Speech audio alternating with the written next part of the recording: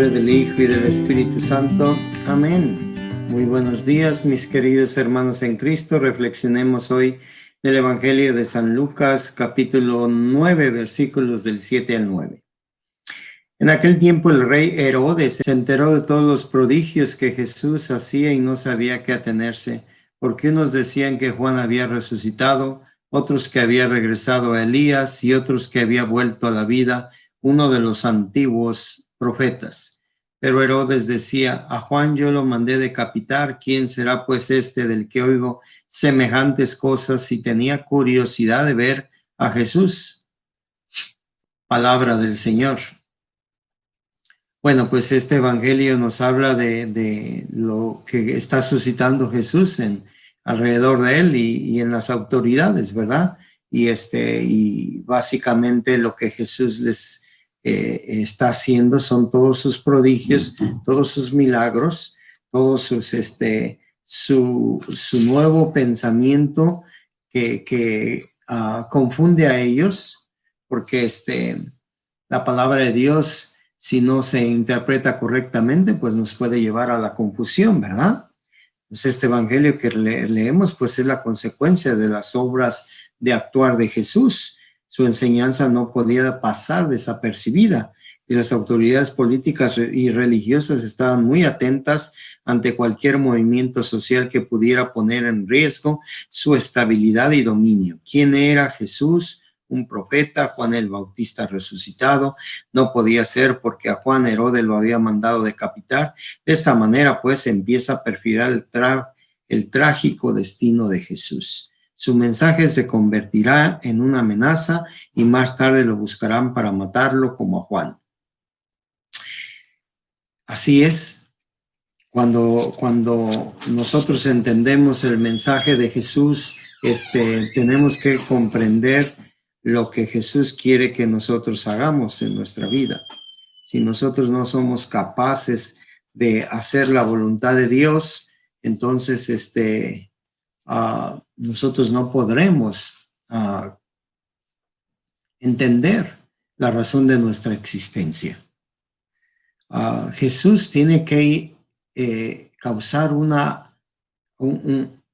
o suscitar una situación que te lleve a reflexionar verdaderamente en los intereses que tú has buscado en esta vida o que estás buscando en esta vida. Hay veces la palabra de Dios, Jesús mismo, puede llegar a nuestro corazón y quedarse ahí. Hay veces podemos decir, bueno, ¿qué más tengo que hacer con la palabra de Dios? La palabra de Dios primero tiene que anidar en el corazón de la persona, ¿verdad? Eso es algo fundamental en nosotros. Tenemos que reconocer que la palabra de Dios lo primero que quiere es acogida en nuestra vida, es abrir el corazón de nosotros.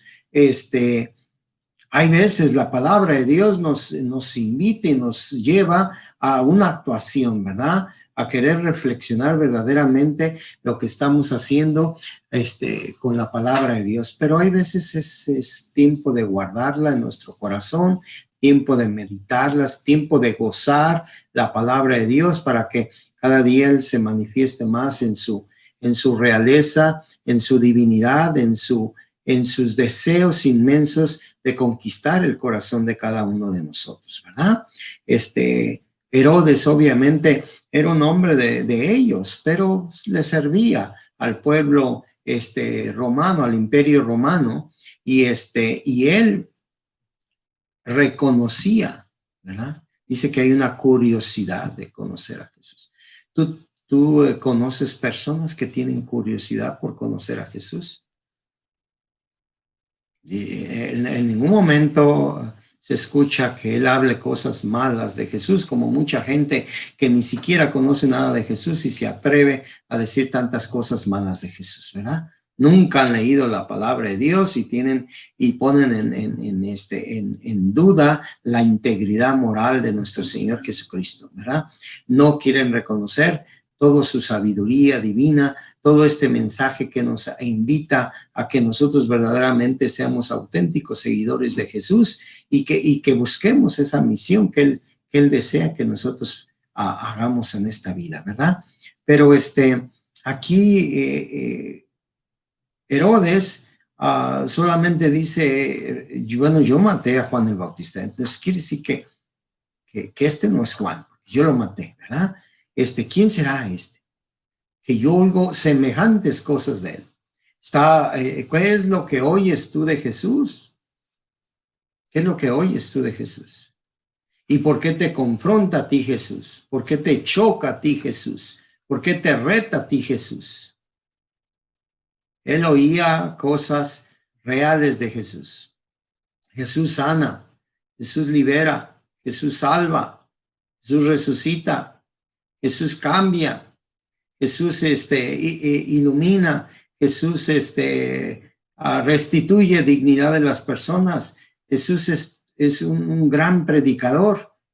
Entonces, él escucha todo esto de Jesús y obviamente lo pone igual en una situación incómoda, ¿verdad?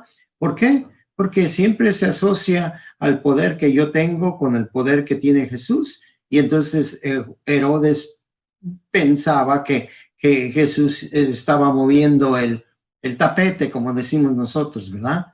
Estaba moviendo su poder y obviamente nadie quiere sombras. Quiere ser uno el todopoderoso, quiere ser el único. No hay nadie aquí más inteligente ni con más poder que yo. Yo quiero ser el único. Entonces, pero de todos modos dice que la curiosidad es, quiero saber quién es este hombre. Y llega a tener la oportunidad. Llega a tener la oportunidad de conocer a la persona de Jesús, a la maravillosa persona de Jesús. Así nosotros no te vayas a ir de este mundo sin haberlo conocido. ¿Y cómo lo voy a conocer? Una relación con él, un encuentro con el resucitado tienes que tener. Hay veces no, es que, ¿qué es eso? ¿De qué está hablando? Hay mucha gente que, ¿cuál encuentro con el resucitado? Un encuentro. Yo no sé cómo vaya a ser, pero tú tienes que conocer a Jesús aquí en la tierra. Y no nada más, digo, que te tiene que fascinar la forma como hablaba él, la forma como amaba, la forma como sanaba, la forma como regresaba la dignidad de una persona, que nadie lo ha podido hacer ni nadie lo va a hacer en el mundo. Entonces, te tiene que fascinar esto, pero va a ser más allá. O sea, yo quiero un encuentro con él, como los grandes santos, como los que eran muy pecadores, como San Francisco de Asís, que su vida fue tan turbulenta y después tiene un encuentro con el resucitado y hay una metanoia, es decir, un cambio de pensamiento, un cambio de camino, todo se cambia para él. Como San Agustín, que era un hombre trivial, muy inteligente, pero un hombre del mundo, ¿verdad? Y entonces tiene un encuentro con el Señor y todo cambia, ¿verdad? Oh, dice, amor, qué tan tarde te descubrí. Tenía los 20 años, él andaba en los 20, San Agustín, y le da pesar a San Agustín que no lo haya conocido más joven. ¿A qué edad tienes tú, hermano? ¿Y cuál es tu experiencia con Jesús resucitado? Es un encuentro verdadero de amor, porque eso es Jesús, amor. El amor de Dios es Jesús. Y cuando nosotros nos encontramos con el amor de Dios, nos encontramos con el amor de Jesús y nos encontramos con Él, con la persona de Jesús. Y entonces cambias totalmente, totalmente.